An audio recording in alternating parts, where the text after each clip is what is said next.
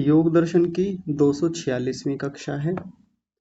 हम योग दर्शन के द्वितीय पाद साधन पाद को पढ़ रहे हैं और इसमें 32वां सूत्र चल रहा है। 32वां सूत्र है शौच, संतोष, तप, स्वाध्याय, ईश्वर प्रणिधानानि नियमाः। 5 नियमों की बात कही गई है यहाँ पर, जिसमें शौच, संतोष, तप, स्वाध्याय और ईश्वर प्रणिधान है। हम ईश्वर प्रणिधान को लेकर बात कर रहे थे। ईश्वर प्रणिधान क्या है, तो इसको लेकर के इसी योग दर्शन के द्वितीय पाद के प्रथम सूत्र में कुछ बातें हो गई थी, लेकिन उनको दोहराते हुए फिर से कहा है क्योंकि प्रसंग आया है। तो कहा है ईश्वर प्रणिधानम तस्मिन् परम गुरौ सर्व कर्मार्पणम। अपने सभी कर्मों को, सभी क्रियाओं को उस परम गुरु परमात्मा को अर्पित कर देना, ये ईश्वर प्रणिधान है। वैसे तो सामान्य रूप से जब व्याख्याएं होती हैं तो ईश्वर प्रणिधान की व्याख्या करते हुए विद्वान लोग, आचार्य लोग या उपदेशक लोग क्या कहते हैं कि ईश्वर का चिंतन करते रहना, ईश्वर का मनन करना, ईश्वर का जप करना, अपने व्यावहारिक जीवन में ईश्वर को महसूस करना कि ईश्वर हमको देख रहा है, सुन रहा है, जान रहा है। ऐसा जो व्यक्ति विचार करता रहता है, परमेश्वर का स्मरण करता रहता है, ये ईश्वर प्रणिधान कहलाता है। लेकिन महर्षि व्यास जी उससे अलग होकर के थोड़ा सा विशेष रूप से यहाँ अलग शब्दों में व्याख्या कर रहे हैं। उन्होंने कहा तस्मिन् परम गुरौ सर्व कर्मार्पणम। सभी क्रियाओं को उस परम गुरु परमात्मा को अर्पित करते चलना ये ईश्वर का प्रणिधान है। तो कल की कक्षा में यहाँ तक बात हमारी हुई थी और आपके लिए एक प्रश्न छोड़ा था। प्रश्न ये था कि अपनी सब क्रियाओं को परम गुरु परमात्मा को अर्पित कैसे किया जाता है। तो ये प्रश्न आपके सामने इसलिए रखा गया था क्योंकि इसकी चर्चा इसी दूसरे पाद के प्रथम सूत्र में हो गई थी। तो आप में से जिनको भी इसका उत्तर पता है अपना हाथ खड़ा कीजिए और बताइए कि अपनी सब क्रियाओं को परम गुरु परमात्मा को अर्पित कैसे किया जाता है। जी रश्मि माता जी आप बोलिए। नमस्कार आचार्य जी। नमस्ते जी। आचार्य जी, सभी कर्मों को ईश्वर को समर्पित करने के लिए मुझे ऐसा समझ में आया है कि सबसे पहले तो ये हर समय हर पल ये समझ रखना कि ईश्वर न्यायकारी है, स्वभाव से न्यायकारी है और हर पल हर क्षण वो हमें देख रहे हैं। हम जो भी कर रहे हैं, कह रहे हैं, सुन रहे हैं या सोच रहे हैं, वो हर समय सब सीसीटीवी कैमरा हमारे चारों तरफ लगा हुआ है और उस सारे काम करके उनकी न्याय व्यवस्था में अर्पण कर देना। जी इतना मुझे समझ में आया आचार्य जी। हाँ धन्यवाद। ठीक है, इतना बहुत बढ़िया है। और कौन इसकी व्याख्या करेंगे? नीति माता जी आप बताइए। नमस्ते आचार्य जी। नमस्ते जी। जो रश्मि माता जी ने कहा उससे कुछ और जोड़ना चाहती हूँ। हाँ जी। कि परमात्मा ने वेद के माध्यम से ऋषियों के द्वारा जो हमें एक उपदेश दिया है, आज्ञा दी है, उसी आज्ञाओं का पालन करते कर हमारे सभी प्रकार के कर्म करने चाहिए जी। और हमारी सब क्रियाओं को केंद्र में परमात्मा ही होना चाहिए। परमात्मा की प्राप्ति को ध्यान में रख के हमें सब कर्म करने चाहिए। जैसे हम भोजन कर रहे हैं जी। तो भोजन कर रहे हैं तो हमारे भाव ऐसा होना चाहिए कि भाई ये जो ईश्वर ने दिया है वो हमारे लिए दिया है और हमारा शरीर पुष्ट होगा, हम निरोगी रहेंगे तो और हम ईश्वर की उपासना कर सकेंगे। जी। कुछ दान दे रहे हैं तो दान के पीछे भी पुण्य करने की वो भावना नहीं होनी चाहिए, लेकिन ये करने से मुझे आनंद मिलेगा क्योंकि मैं ईश्वर की आज्ञा का पालन कर रहा हूँ और ईश्वर की प्राप्ति के लिए मैं आगे बढ़ रहा हूँ, ऐसी भावना के साथ करना। तो सबने ईश्वर की और ईश्वर की क्रियाओं को देखे और उसकी जो न्याय व्यवस्था है उनको सहजता से स्वीकार करके करना, यही ईश्वर की प्रणिधान है मेरे मत। हाँ ठीक है, धन्यवाद। बहुत बढ़िया। आस्था माता जी आप बताइए। नमस्ते आचार्य जी। नमस्ते जी। मैं उदाहरण के तौर पे मतलब जो मैं किसी ने बताया था जो समझी हूँ ना, वो उदाहरण के तौर पे बताना चाह रही हूँ जी। कि जैसे कि मेरे को किसी की सहायता करनी है, यदि मेरे किसी दोस्त की सहायता करनी है तो मैं ईश्वर से पहले अनुमति लूंगी कि ईश्वर को कि हे ईश्वर कि मैं इनकी सहायता कर दूं क्या, तो वो अनुमति लेना ईश्वर से, वो भी ईश्वर प्रणिधान में आएगा। फिर मैं वो जैसे किसी की बीमार है और उसके लिए खिचड़ी बनाने जाना है, तो जब वो खिचड़ी बनाऊंगी मैं उसके यहाँ पर खड़े होकर के तो ईश्वर से प्रार्थना करूंगी कि कि ईश्वर आप मेरे साथ यहाँ उपस्थित रहिए। तो वो ईश्वर को हर समय वो खिचड़ी बनाते समय उपस्थिति उनकी हर समय मन में रहेगी कि ईश्वर मेरे साथ खड़े हैं, एक हाथ मेरा चल रहा है तो एक हाथ ईश्वर का चल रहा है, तो हर समय उनकी उपस्थिति को महसूस करूंगी और उनको अनुभव करूंगी। फिर उसके बाद में जब वो बन जाएगी तो ईश्वर को धन्यवाद दूंगी कि मैं तो खाली निमित्त मात्र हूँ, ये आपके माध्यम से ये बनी है, आपको बहुत बहुत धन्यवाद। तो इस तरीके से ईश्वर को हर समय अपने साथ में महसूस करना, मैं जो थोड़ा बहुत समझी हूँ ठीक है। वो ये समझी हूँ। हाँ, बहुत बढ़िया है। ऐसे अपनी क्रियाओं को अर्पित किया जाता है परमात्मा को। बहुत सुंदर। ठीक है, प्रतिभा सिंह जी आप बताइए। प्रणाम आचार्य जी। प्रणाम जी। सभी को सादर नमस्कार जी। जैसा इन माताओं ने कहा वो तो सत्य है, मैं भी सहमत हूँ। पर जो मैं जितना मुझे लगता है, जैसे यदि हम ईश्वर को ही साक्षी रखकर सारे कार्य करें तो हम कभी गलत कार्य नहीं करेंगे। ठीक है। सबसे पहली बात। जी। दूसरी बात, जो भक्ति भाव उत्पन्न होगा वो हमें सन्मार्ग पे ही ले जाएगा जी। गलत रास्ता नहीं चुनने देगा। यदि एक उदाहरण के तौर पर मैं जैसे इन्होंने कहा भोजन ही बना रही, भाव यदि ये रहेगा कि मैं ईश्वर के लिए ही कर रही हूँ, ये ईश्वर का भोग बन रहा है जो सब में वितरण होगा, जो मैं भी पाऊंगी, तो वो तो सब सही चीज होगा। वो जो अंदर जाएगा वो तो सात्विक भोजन ही जाएगा। जी। ईश्वर को साक्षी रख के हर कार्य करने से हम कभी गलत रास्ता नहीं चुनते, मुझे ऐसा समझ आता है। जी, ठीक है। बहुत सुंदर, बहुत बढ़िया। ऐसे भी ईश्वर प्रणिधान किया जाता है, यानी अपनी क्रियाओं को अर्पित किया जाता है। विनीता माता जी आप बोलिए। आचार्य जी प्रणाम। प्रणाम जी। उसी कड़ी में आगे फिर बढ़ना चाहूंगी बस जी। कि उसको ही अपना सब कुछ मान लेना, माता पिता भाई बंधु, मेरा पति, मेरा मतलब प्रीतम, जिससे कहते हैं तू मेरा जानू है, तू मेरा सब कुछ है प्रभु, तेरे बिना मैं कुछ नहीं, तो मैं भली हूँ बुरी हूँ बस मैं तेरी हूँ। इस तरह इसी भाव के साथ जैसे एक छोटा बच्चा अपनी माँ की गोद में रहता है, वो माँ जैसा कहती जाती है वैसा करता जाता है, क्योंकि उसके बिना उसका कोई और है नहीं रहने अबोध बच्चे के लिए। उसी तरह से उसका सब कुछ मान लेना, उसको यही है। हाँ। इसी भाव के साथ आगे बढ़ना है। ठीक है। बहुत बढ़िया। सुमेधा माता जी आप भी बताइए। जी आचार्य जी नमस्ते जी। नमस्ते जी। आचार्य जी मैं ये समझती हूँ कि ईश्वर प्रणिधान ये एक तो हर समय ईश्वर से जुड़कर रहना, जब से हम प्रातः काल से उठे हैं, जगे हैं, सब कार्य कर रहे हैं, तो हर समय ईश्वर से जुड़कर रहना, हर समय यह महसूस करना कि हम ईश्वर की प्रेजेंस में हैं, जो कुछ भी हम कर रहे हैं। लेकिन इस बात का बोध रखना कि जो कुछ भी मैं कार्य कर रही हूँ, जैसे किसी ने बोला कि खिचड़ी बनाते समय भी, लेकिन अगर हम बड़े से बड़े कार्य भी कर रहे हैं तो जरा सा भी अपने मन में इस बात का अहंकार या ये चीज कि हाँ ये मैंने किया है या मैं किसी की मदद कर रही हूँ या मैं कोई कार्य कर रही हूँ, उसको हटाकर हम इस बात का बोध सदा रखना कि जो कुछ भी मैं कर पा रही हूँ या कर रही हूँ वो ईश्वर के दिए हुए सामर्थ्य से, उन्हीं के दिए हुए साधनों से, एक एक चीज एक एक सांस जब उनकी दी हुई है तो मैं करने वाली कौन होती हूँ। हर चीज जो उन्होंने मुझे काम बताया है, जो मेरे सामने रखा है, चाहे वो परिवार को देखना है, चाहे वो पढ़ाना है, चाहे खुद पढ़ना है, जो कुछ भी है वो मैं उनके दिए हुए सामर्थ्य से, उनके दिए हुए साधनों से कर रही हूँ और निष्काम भाव से कर रही हूँ, क्योंकि न्यायकारी तो वो है ही, जो मुझे कार्य मिले वो मेरे ही कर्मों के वजह से मुझे मिले, मुझे करने हैं, तो उनके दिए हुए सामर्थ्य से मैं कर रही हूँ। और मैं उसका फल भी उनको ना कुछ चाह रही हूँ कि अगर मैं ऐसा कर रही हूँ तो मेरा कुछ यश हो जाए या मैंने बहुत पुण्य कमा लिया किसी के लिए कुछ भला करके या किसी की सेवा करके।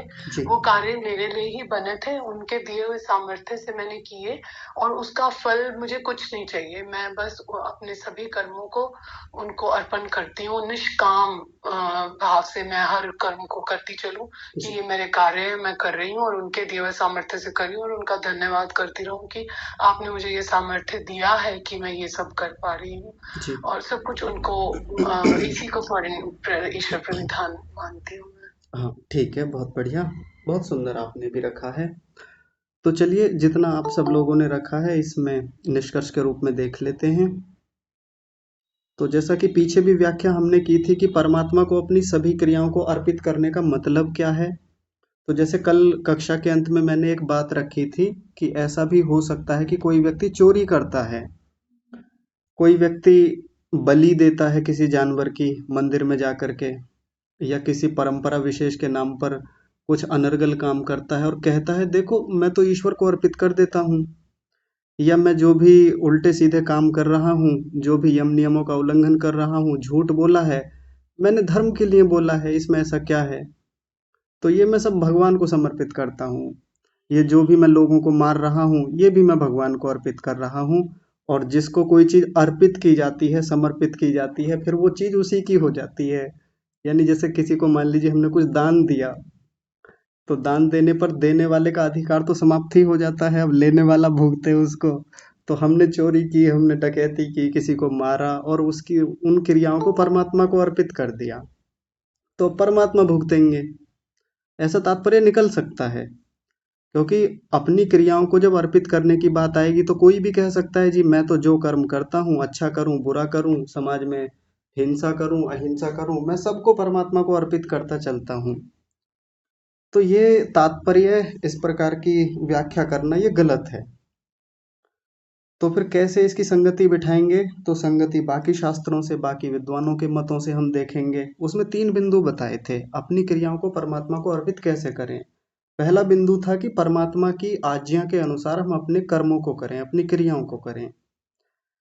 जैसे मान लीजिए मेरे पिता ने मुझे कुछ आदेश दिया, मुझको कहा कि तुम पढ़ाई करो, अच्छे से पढ़ाई करो, बड़े विद्वान बनो, बड़े व्यक्ति बनो, और जीवन में कभी गलत कर्म मत करना। उन्होंने मुझे कुछ आज्ञाएं दी, रोज समझाते रहते हैं, रोज बताते रहते हैं, तो मैं उनकी आज्ञा में चलता हूँ। अब उनकी आज्ञा में चलते हुए जो भी काम मैं दिन भर करता हूँ, पढ़ाई करता हूँ, धर्म के काम करता हूँ, माँ बाप माता पिता की सेवा करता हूँ, घर के कार्यों में सहयोग करता हूँ, ये क्या हो गया, ये अपने पिता को अपनी क्रियाओं को समर्पित करना ही तो हुआ, क्योंकि मैंने पिता की आज्ञा के अनुसार किया। तो जैसा उन्होंने मुझसे कहा था मैंने उसके अनुसार किया, ये उन्हीं को समर्पित हो गया। अब इस पूरी प्रक्रिया में जब मैं उनके कहे अनुसार कार्य कर रहा हूँ तो गलती होने की गुंजाइश ही नहीं रह जाएगी। क्यों? क्योंकि मैं उन्हीं के कहने के अनुसार चल रहा हूँ, जैसा मुझे उन्होंने आदेश किए, आज्ञाएं की, तो मैं वैसा चल रहा हूँ। ये अपनी क्रियाओं को उन्हीं को समर्पित करने जैसा हो गया। तो वैसे ही परमात्मा ने जो हमको आदेश दिए हैं, जो आज्ञाएं दी हैं, वेद के माध्यम से, शास्त्र के माध्यम से, उन आज्ञाओं में चलना, ढेर सारी बातें परमात्मा ने वेद के माध्यम से कही हैं, उनका पालन करना, एक तो ये हो गया परमात्मा को अपनी क्रियाओं को अर्पित करना। और ये ईश्वर प्रणिधान है, ध्यान रखेंगे, ये ईश्वर प्रणिधान है। जब हम अपने व्यक्तिगत जीवन में कुछ भी काम कर रहे हैं, व्यवसाय कर रहे हैं, नौकरी करते हैं, घर चला रहे हैं, घर में काम करते हैं, संबंधों को निभा रहे हैं, धर्म के कार्य कर रहे हैं, यज्ञ के कार्य, परोपकार के कार्य कर रहे हैं, ये सब परमात्मा की आज्ञानुसार कर रहे हैं, ये ईश्वर प्रणिधान है। क्योंकि उन कर्मों को करते समय परमात्मा का स्मरण तो खुद ही आ जाएगा। जैसे कहा जाता है ना कि परमात्मा का स्मरण रखना, अपनी व्यवहारिक जीवन में परमात्मा को याद करते रहना, ये ईश्वर प्रणिधान है। लेकिन वो पूरी परिभाषा नहीं होती, वो परिभाषा का एक अंश मात्र है। जब व्यक्ति उचित कर्म करेगा, परमेश्वर की आज्ञा के अनुसार कर्म करेगा, तो परमात्मा का स्मरण तो आ ही जाएगा, खुद से परमात्मा जुड़ ही जाएंगे उस व्यवस्था में, और व्यक्ति उन क्रियाओं को करते हुए, उन कर्मों को करते हुए भटकेगा नहीं और गलत कर्म नहीं करेगा। तो एक ईश्वर प्रणिधान का एक बिंदु तो ये हुआ। दूसरा वहां बताया गया था अपने जो भी कर्म व्यवहारिक जीवन में करना, वो इसलिए करना कि मुझे परमात्मा को प्राप्त करना है। जब मेरे सामने एक लक्ष्य होगा कि मुझे परमेश्वर ही को प्राप्त करने के लिए ये सारे काम करने हैं, मुझे धन भी कमाना है, मुझे नौकरी करनी है, पढ़ाई करनी है, स्वाध्याय करना है, घर चलाना है, साधना करनी है, मैं क्यों कर रहा हूँ ये सब?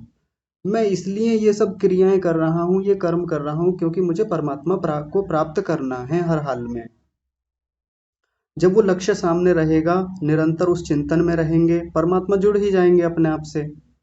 परमात्मा सामने रहेंगे, लक्ष्य के रूप में रहेंगे, स्पष्ट रहेंगे, तो वो सारी क्रियाएं जो की जाएंगी वो परमात्मा को अर्पित करते हुए ही हो जाएंगी। वो परमात्मा के लिए एक प्रकार से समर्पण ही होगा।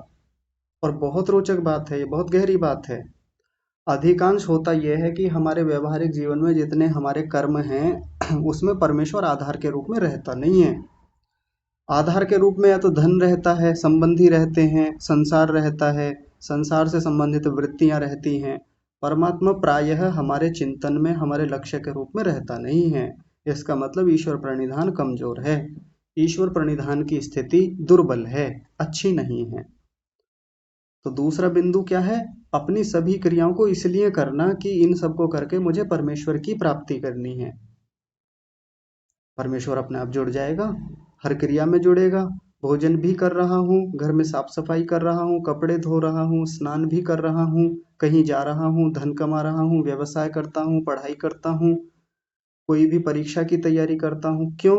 इससे जीवन अच्छा चले, व्यवस्थाएं बने, साधन अच्छे बने रहेंगे, अनुकूलताएं बनेंगी और अंततः परमात्मा को प्राप्त करना है।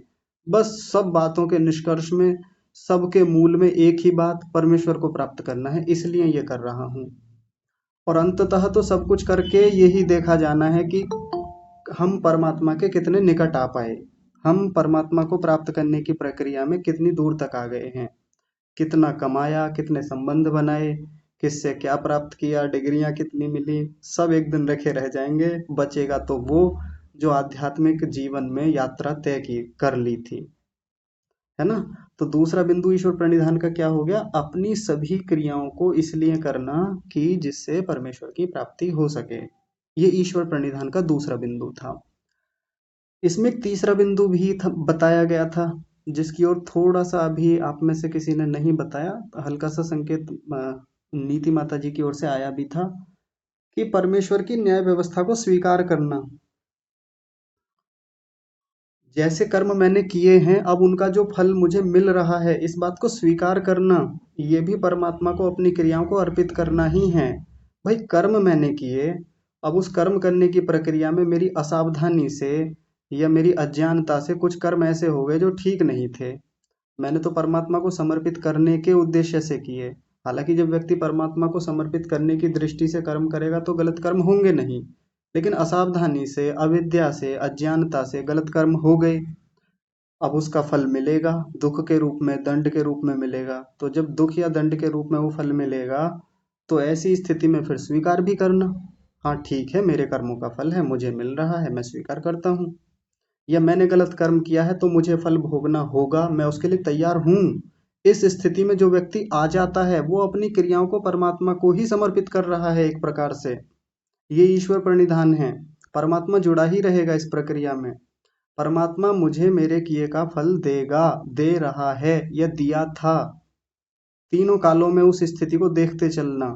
और ये बहुत सूक्ष्म बात है, बहुत गहरी और बहुत गंभीर बात है। नहीं तो अधिकांश होता क्या है, जीवन में कोई दुख आए, कोई परेशानी आई, या हमें हमारे कर्मों के फल के रूप में जो जैसा शरीर मिला, जैसी स्थितियां मिली, तो बहुत सारे लोग परेशान होते हैं, विचलित होते हैं, और उसका दोषारोपण या तो परमात्मा के ऊपर या व्यवस्थाओं के ऊपर करते हैं। मेरे साथ ही ऐसा होता है, पता नहीं परमात्मा भगवान हमारे साथ ही ऐसा क्यों करता है, हमारे घर पे सारी आपदाएं आती रहती हैं, मेरे साथ ही ऐसा होता है, मुझे ही सब झेलना पड़ता है, मैंने ऐसे कौन से गलत काम कर दिए थे। हाँ, ये बात ठीक है कि सारे के सारे दुख हमारे अपने कर्मों के फल नहीं होते, लेकिन यदि किसी दूसरे के कर्म का फल यानी दूसरे के कर्म का परिणाम मुझे मिला, किसी ने मेरे साथ अन्याय किया, तो परमात्मा न्याय करेंगे, उसकी क्षतिपूर्ति करेंगे, ये भी विश्वास रखना। जो व्यक्ति परमात्मा की न्याय व्यवस्था में विश्वास रखते हुए अपने कर्मों को करता है, क्योंकि न्याय व्यवस्था में जो कर्म किए जा रहे हैं, फलों को भोगा जा रहा है, तो वहां भी तो कर्म ही हो रहे हैं। भोगने की प्रक्रिया में भी व्यक्ति कर्म कर ही रहा होता है, तो जो कर्म कर रहा है उनको भी ईश्वर को समर्पित करते रहना कि प्रभु आपकी न्याय व्यवस्था में जो मैं भोग रहा हूँ, अच्छा या बुरा जो भी मिल रहा है, ये आपकी न्याय व्यवस्था में मिल रहा है या दूसरों के द्वारा मिल रहा है, ये भी आपकी न्याय व्यवस्था में सब ठीक हो जाएगा, बैलेंस हो जाएगा, क्षतिपूर्ति हो ही जाएगी। तो आपकी कृपा से जो मिल रहा है मिलेगा, मुझे स्वीकार्य है। इस स्थिति में जो व्यक्ति होता है, समझिए वो ईश्वर प्रणिधान में ही है। तो ये 3 बिंदु ईश्वर प्रणिधान के बताए थे, और ये बात केवल तथ्यात्मक रूप से याद करने की नहीं है, याद कर लेंगे बहुत अच्छा है, ये बात जीवन में धारण करने की ज़्यादा है। तो आप सब लोगों ने जो अपने अपने तरीके से थोड़ी व्याख्याएं की, आखिरकार वो यहीं आके जुड़ेंगी। अपने व्यवहारिक जीवन में प्रत्येक कर्म को करते हुए, परमात्मा की अनुभूति बनाए रखते हुए, परमात्मा से आज्ञा लेते हुए, परमात्मा को अपने चारों ओर महसूस करके, उनकी न्याय व्यवस्था में रहते हुए जो कर्म किए जाते हैं, जिनको परमात्मा को अर्पित किया जाता है, ये सारी चीजें ईश्वर प्रणिधान के अंतर्गत आएंगी। तो ये ईश्वर प्रणिधान का स्वरूप है। अब एक छोटी सी चीज आप देखिए, प्रथम पाद में 23वां सूत्र है, ईश्वर प्रणिधानाद्वा। आया था ना, ईश्वर प्रणिधानाद्वा। वहां मन की एकाग्रता का प्रसंग चल रहा था कि मन को एकाग्र कैसे किया जाए। तो बहुत सारे उपाय बताए गए, उनमें एक उपाय ये भी बताया गया था कि मन हमारा प्रसन्न कैसे रहे, स्थिर कैसे रहे, एकाग्रता में कैसे जाए। तो उसके लिए बताया गया था कि ईश्वर प्रणिधान किया जाए। और बहुत सुंदर बात बताई थी, कहा गया था ईश्वर प्रणिधान करने से या ईश्वर प्रणिधान की प्रक्रिया से अनुकूल किया हुआ जो परमात्मा है, वो संकल्प मात्र से उस योगी को अनुग्रहित करता है। और जब अपने संकल्प मात्र से वो परमात्मा योगी को, अपने साधक को अनुग्रहित करता है, उसके ऊपर कृपा बरसाता है, तो ऐसे योगी को आसन्नतम समाधि लाभ होता है। आसन्नतम समाधि लाभ का मतलब है बहुत शीघ्रता से समाधि प्राप्त होती है ऐसे व्यक्ति को, यानी बहुत जल्दी योग की ऊंची स्थितियों को प्राप्त करता है। हम सब चाहते हैं कि समाधि हमारी जल्दी से जल्दी हो, हम एकाग्रता में जाएं, हमारे भीतर भी जो अविद्या का बंधन है वो कटे, अविद्या हटे हमारे भीतर से। उसके लिए एक ही तरीका है, समाधि लगे। और समाधि लगाने का सबसे सुंदर तरीका योग दर्शन के प्रथम पाद के इसी 23वें सूत्र में ईश्वर प्रणिधानाद्वा, उसी में बता दिया था। और अभी आगे भी आने वाला है, जब आगे ईश्वर प्रणिधान का फल बताया जाएगा तो वहां कह रहे हैं समाधि सिद्धि ईश्वर प्रणिधानात, यानी समाधि शीघ्रता से प्राप्त होती है ईश्वर प्रणिधान के करने से। ईश्वर प्रणिधान जितना उत्तम कोटि का होगा, जितने अच्छे से होगा, विचार पूर्वक होगा, चिंतन मनन पूर्वक होगा, परमेश्वर को अपने ध्यान में बनाए रखते हुए होगा, या ये जो 3 बिंदु अभी बताए थे इनके आधार पर होगा, उसकी तीव्रता अच्छी होगी, उसमें श्रद्धा अच्छी होगी, उसमें जुड़ाव लगाव, वो सब चीजें बहुत अच्छे स्तर पर होंगी, तो फिर समाधि आसन्नतम होती है, बहुत निकट होती है। ये आगे भी प्रसंग आने वाला है। तो अभी तक जो हमने यम नियम देखे हैं, उन यम नियमों में वैसे तो यमों को सबसे महत्वपूर्ण माना जाता है, अहिंसा, सत्य, अस्तेय, ब्रह्मचर्य और अपरिग्रह, और 5 ये नियम हो गए। वैसे कहने को तो यम सबसे महत्वपूर्ण है, लेकिन अगर सारे यमों में और सारे नियमों में इन 10 को ले लें, यानी अहिंसा, सत्य, अस्तेय, ब्रह्मचर्य, अपरिग्रह, शौच, संतोष, तप, स्वाध्याय और ईश्वर प्रणिधान, इन 10 को ले लें, तो इनमें सबसे महत्वपूर्ण यदि कोई है तो वो ईश्वर प्रणिधान है। कहने को इसको सबसे बाद में रखा है, सबसे अंत में रखा है। कोई कहेगा इसको फिर बाद में क्यों रखा, इसको पहले रख देते। तो किसी भी चीज को बाद में या पहले रखने से उसकी महत्वता कम या ज्यादा नहीं हो जाती, बस बात यह है कहीं ना कहीं तो रखना ही था। लेकिन बाकी स्थानों से हम देखें, जब प्रथम पाद में भी इसकी चर्चा हुई, दूसरे पाद के आरंभ में क्रिया योग में भी ईश्वर प्रणिधान को रखा, यहाँ भी ईश्वर प्रणिधान को नियमों में रखा, और अभी आगे भी इसकी चर्चा आएगी। तो इतनी बार ईश्वर प्रणिधान की व्याख्या की गई है, इसकी स्तुति की गई है, इसके बारे में इतना अच्छा अच्छा बताया गया है, तो महत्व तो इसका बहुत ज्यादा है। इसलिए अपने जीवन में ईश्वर प्रणिधान को महत्व देना ही चाहिए, इसका बहुत अच्छे रीति से पालन करना चाहिए।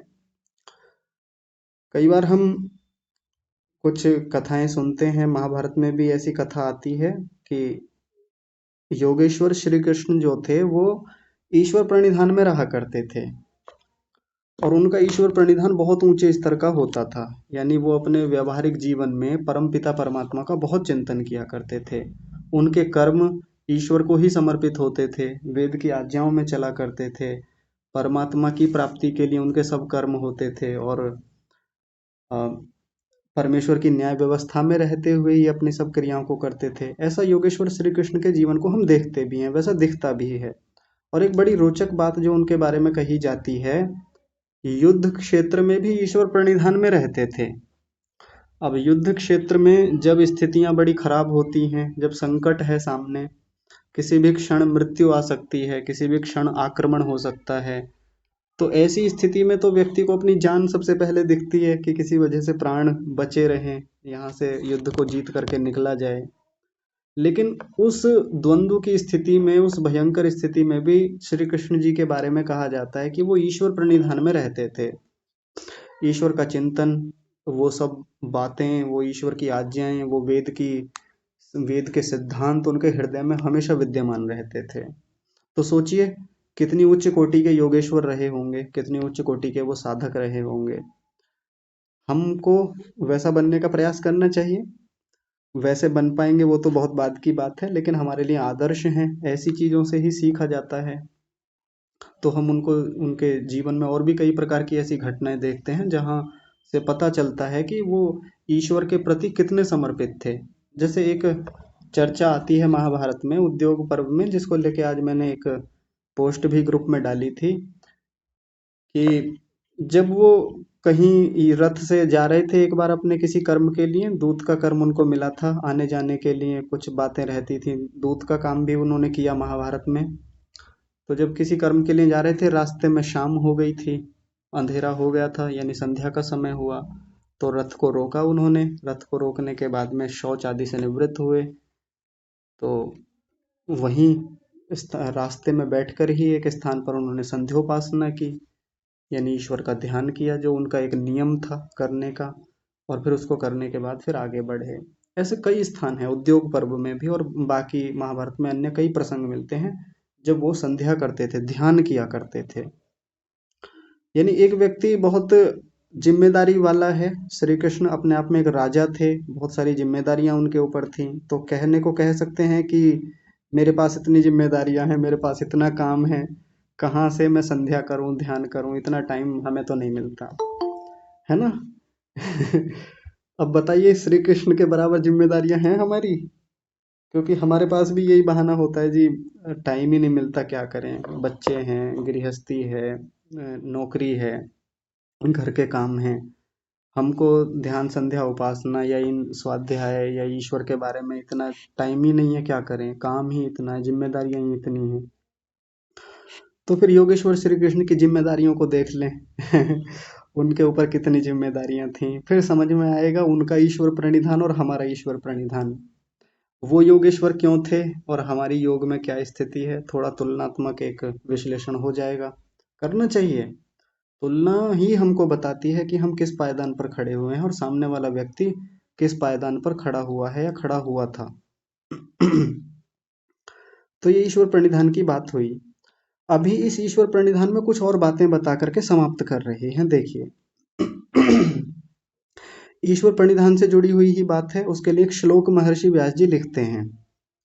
उन्होंने कहा, शय्या शय्यासनस्थो अथ पथि व्रजनवा स्वस्थः परीक्षीण वितर्क जालः। आगे कह रहे हैं, संसार बीज क्षयम ईक्षमाणः स्यात् न इति युक्तो अमृत भोग भागी। बहुत महत्वपूर्ण ये श्लोक है, ध्यान से देखेंगे। एक ऐसे व्यक्ति की चर्चा यहाँ पर की जा रही है जो ईश्वर प्रणिधान को बहुत उत्तम रीति से करता है। ऐसे व्यक्ति की यहाँ परिकल्पना की गई। परिकल्पना का मतलब ऐसा उदाहरण लिया गया एक व्यक्ति का। एक व्यक्ति है जो ईश्वर प्रणिधान का बहुत अच्छी रीति से पालन करता है, तो उस व्यक्ति को आधार बना करके कुछ बातें कह रहे हैं। शय्या आसन स्थ अथ परिव्रजनवा। एक ऐसा साधक व्यक्ति, बहुत ऊंची कोटि का योगी जो ईश्वर प्रणिधान का पालन करता है, वो चाहे तो शैया पर लेटा हुआ है। शैया पर लेटा हुआ है का मतलब आराम से लेटा हुआ है, सोया हुआ है, यानी सोने की मुद्रा में है। आसनस्थ, या वो आसन पर स्थित है, बैठा हुआ है, कुर्सी पर बैठा है, सोफे पर बैठा है, या बिस्तर पर बैठा हुआ है, भूमि पर कहीं भी बैठा हुआ है, बैठने को बता रहे हैं। अथ परिव्रजनवा, या वो चल रहा है रास्ते में, पथि यानी पथ पर, परिव्रजनवा माने चलते हुए, चलती हुई स्थिति में है। यानी तीन बातें बताई। ऐसा व्यक्ति चाहे कहीं चल रहा है, चाहे सोने वाली मुद्रा में है, लेटी हुई मुद्रा में है, चाहे बैठा हुआ है। स्वस्थ, चाहे वो स्व में स्थित है, अपने आप में स्थित है। स्वस्थ का दूसरा भी मतलब लिया जाता है, स्व यानी परमात्मा को भी कहते हैं, स्व नाम परमात्मा का भी है, स्व में स्थित है, परमात्मा में स्थित है। तो उसने क्या कर लिया है? परिक्षीण, तनिक रुकिए, ये गलत तो नहीं हो गया?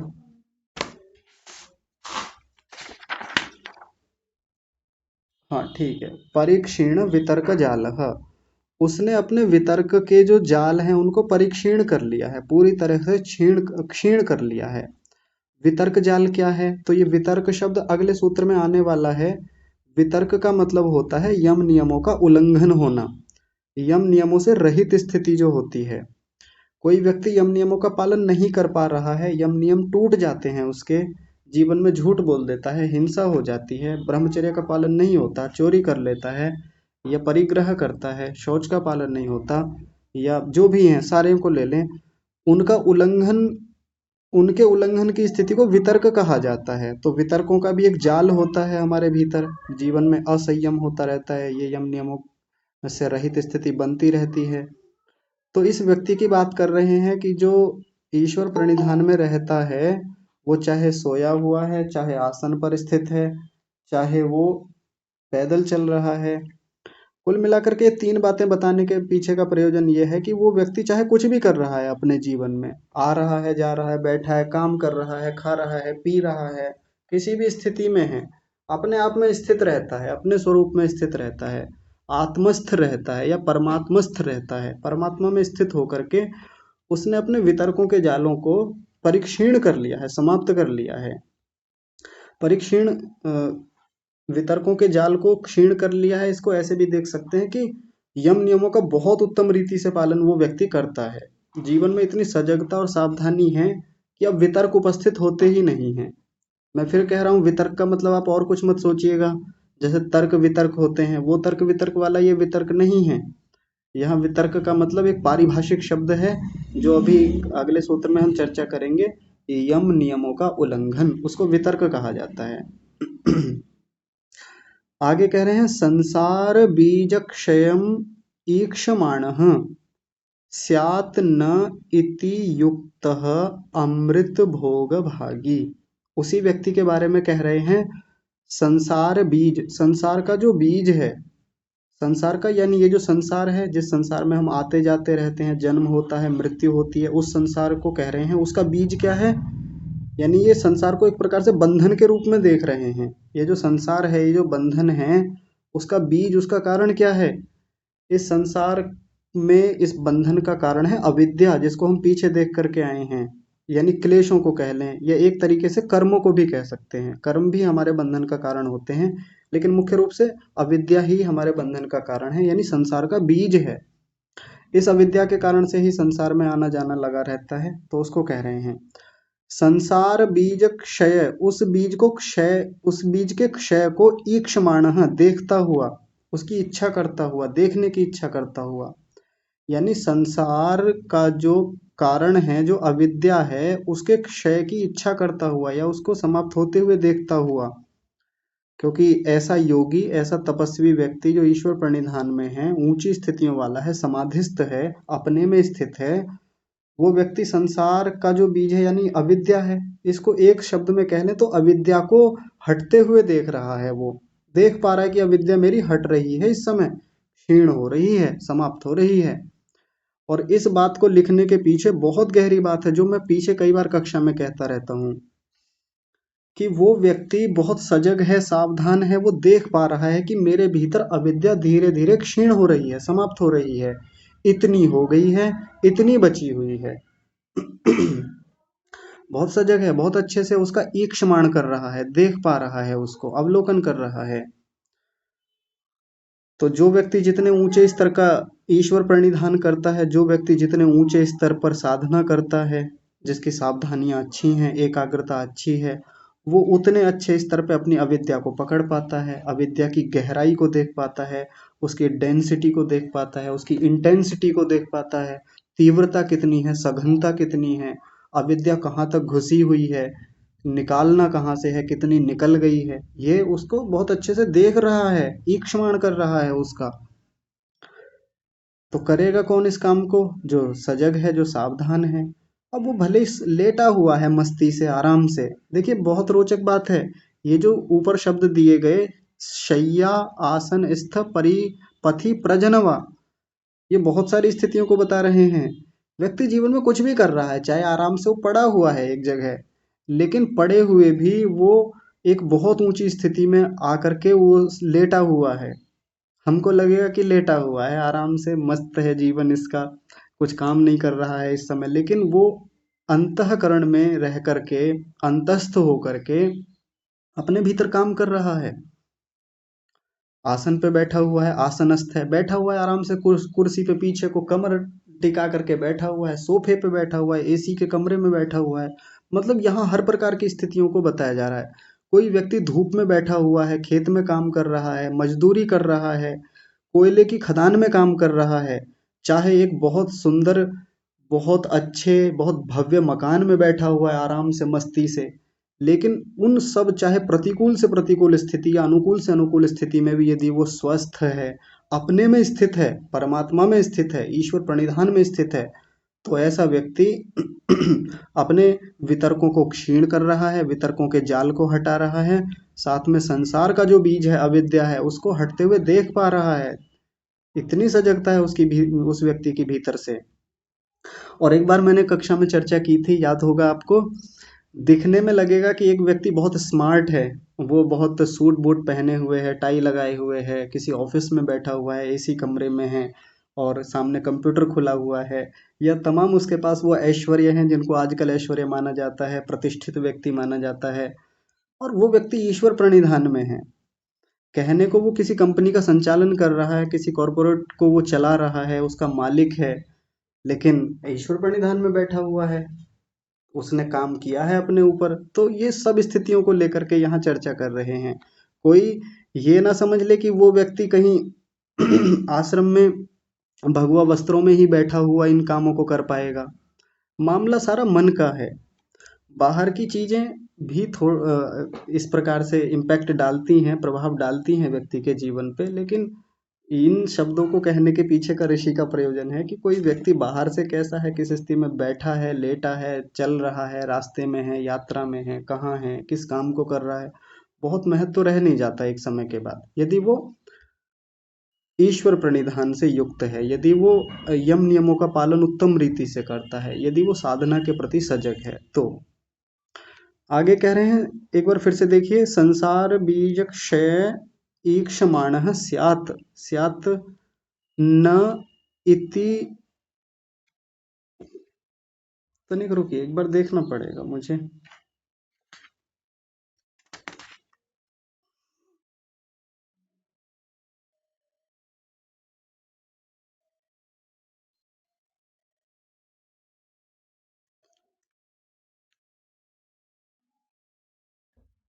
स्यात् नित्य युक्त, हाँ ठीक है, यहाँ पर न शब्द नहीं है, जो मैंने इसके संधि विच्छेद में न बोला ना, न नहीं है, स्यात् नित्य, बस इतना है।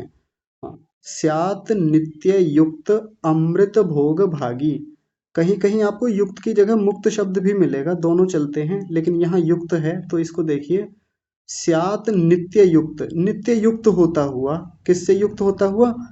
योग से युक्त होता हुआ। ऐसा व्यक्ति निरंतर योग से जुड़ा रहता है, यानी वो परमात्मा से जुड़ा हुआ है, वो साधना से जुड़ा हुआ है, वो निरंतर जुड़ा रहता हुआ अमृत भोग भागी, अमृत के भोग का भागी बनता है। अमृत का भोग का भागी बनता है, इसका मतलब है मुक्ति का भागी बनता है। सब कुछ करके, इन वितर्कों को के जाल को काट करके, अविद्या को समाप्त होता हुआ देख करके, यानी अविद्या को समाप्त करके अंत में, सबसे अंत में वो अमृत के भोग का भागी बनता है। ऐसा व्यक्ति, रास्ता वही है। यम नियमों का पालन करेगा, यम नियमों में विशेष रूप से ईश्वर प्रणिधान करेगा, ईश्वर के प्रति समर्पित रहेगा, और ऐसा करते हुए जो वितर्कों का जाल उपस्थित होता है, जो यम नियमों का उल्लंघन होता रहता है, उस जाल को काटता है, उन यम नियमों का उत्तम रीति से पालन करता है। फिर संसार के बीज को यानी अविद्या को समाप्त करता हुआ और नित्य योग से युक्त रहते हुए फिर अंततः मुक्ति का भागी बनता है। ये यहाँ पर चर्चा हुई। और सबसे अंत में एक बात और कह रहे हैं, यत्र इदम उक्तम। इसी विषय में पीछे कहा जा चुका है। कहाँ कहा जा चुका है? तो ये सूत्र आप लोगों ने पढ़ा होगा। प्रथम पाद में 29वां सूत्र आया था, ये आप देखिएगा। योग दर्शन के प्रथम पाद में 29वां सूत्र था, ततः प्रत्यक चेतनाधिगमो अपि अंतराया भावश्च इति। याद कीजिए, ये कहाँ आया था? जब ईश्वर प्रणिधान का प्रसंग चल रहा था, वहीं आया था। एक बार यदि आपके सामने सूत्र हो तो खोल लीजिए, और वहां ईश्वर प्रणिधान वाला सूत्र था 23वां सूत्र। उसके बाद में ईश्वर के स्वरूप को बताया, फिर जप के बारे में बातें हुई थी, और जप को बता करके फिर ये सूत्र आया था 29वें नंबर पे, ततः प्रत्यक चेतनाधिगमो अपि अंतराय अभावश्च। कि ऐसा व्यक्ति जो ईश्वर प्रणिधान को करने वाला है, वो व्यक्ति प्रत्यक चेतना का अधिगम कर लेता है। प्रत्यक चेतना का मतलब प्रत्येक चेतना जो है, यानी आत्मा स्वयं और परमात्मा, वो दोनों आ जाते हैं इसमें। प्रत्यक चेतना में प्रतिगत आत्मा जो है उसका अधिगम करता है, उसकी प्राप्ति कर लेता है। अपि अंतराय अभावश्च, और साथ में जो योग में जो अंतराय होते हैं, विघ्न होते हैं, उनको भी समाप्त कर लेता है, उनका अभाव कर लेता है। कुल मिलाकर के इसकी व्याख्या तो खैर 29वें सूत्र में पीछे हो गई थी, लेकिन एक बार फिर से बता देते हैं कि जो व्यक्ति ईश्वर प्रणिधान करता है, इसका फल पीछे कहा था। 23वें सूत्र से लेकर के 29वें सूत्र तक बहुत बातें आई थी, और अंततः 29वें सूत्र में जाकर यही कहा था कि जो व्यक्ति ईश्वर प्रणिधान करता है, जप करता है, वो प्रत्यक चेतना का अधिगम कर लेता है, यानी उसको परमात्मा की और स्वयं की प्राप्ति हो जाती है, आत्म साक्षात्कार हो जाता है। और उसके साथ साथ एक लाभ और बताया था ईश्वर प्रणिधान करने का या जप करने का, अपि अंतराय अभावश्च। योग मार्ग में जो 9 प्रकार के विघ्न आते हैं, वो विघ्न भी उसके समाप्त होते चले जाते हैं। तो ये नियमों का प्रसंग यहाँ पर पूरा होता है। आप लोग विचार कीजिएगा इन सब पर, और किसी को कोई बात समझ में नहीं आती है तो फिर कल परसों सोमवार में इन सब पर चर्चा करेंगे। आज की कक्षा को यहीं विराम देते हैं। जुड़े रहने के लिए सभी का बहुत धन्यवाद, और विशेष धन्यवाद परम गुरु परमात्मा का, जिन्होंने अपनी न्याय व्यवस्था में हमें ये सब उत्तम व्यवस्थाएं दी। परमेश्वर का विशेष धन्यवाद करते हुए आज की कक्षा को यहीं विराम। आप सभी को सादर प्रणाम।